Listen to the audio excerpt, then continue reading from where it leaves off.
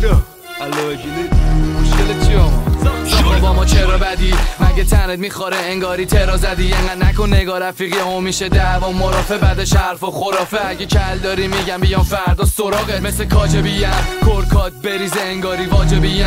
همه دوستا با من شدم اوستاکار هستن توی روستاها امضا میخوان دوستا رو ازم. دور و بر ما دیگه کیف کوکه و تنها جایی که منو ببینی فیسبوکه. نزا قرار شهر دیگه با سردار شهر چون میدم سوار چنینا مثل قطار شهر. تو که فوش میدی فقط وقتی پا تلفنی میگی قاتل خلی ولی دلشو نداری بیای معامله کنی. همه لات بازیات واسه مامانه بوده خون ریزیاتم که عادت ماهانه بوده.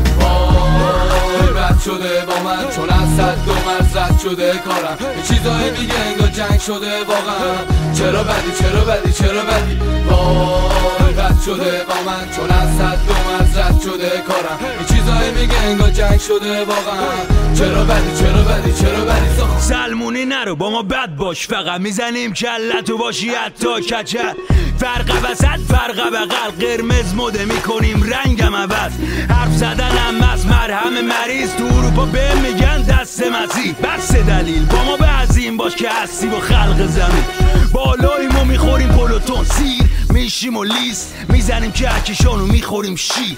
ترمز بریدیم و میکنیم زیر له. این زندگی هر روز زشتر میشه پما تند میریم جلو سفریشه. همینه که گوش میکنه 90 تمش به من دیگه بد ندیده نبیره. نتیجه اینه که رفت تو تاریخ ایران شد که پدیده شد که قوی به کل مملکت داد. با ما نباش بد دیگه خب فکر و سنجیده. رد شده با من چون از صد دو مرز رد شده کارم. یه چیزایی میگه انگار جنگ شده واقعا. چرا بدی چرا بدی چرا بدی؟ وای بد شده با من چون از صد دو مرز رد شده کارم. یه چیزایی میگه انگار جنگ شده واقعا. چرا بدی چرا بدی چرا بدی با ما؟ آره اینجا داستانی داره رفیقت که راست وا میساده پاسکا میخوابه علکی فشار نیاز آخه باشگاه نیست. آخه زیر پامو مچاله میشی تو پاسکاری. آره به جاش یکمی سن و هول بده بالا به جا فوش به ما برو گل بده بابا.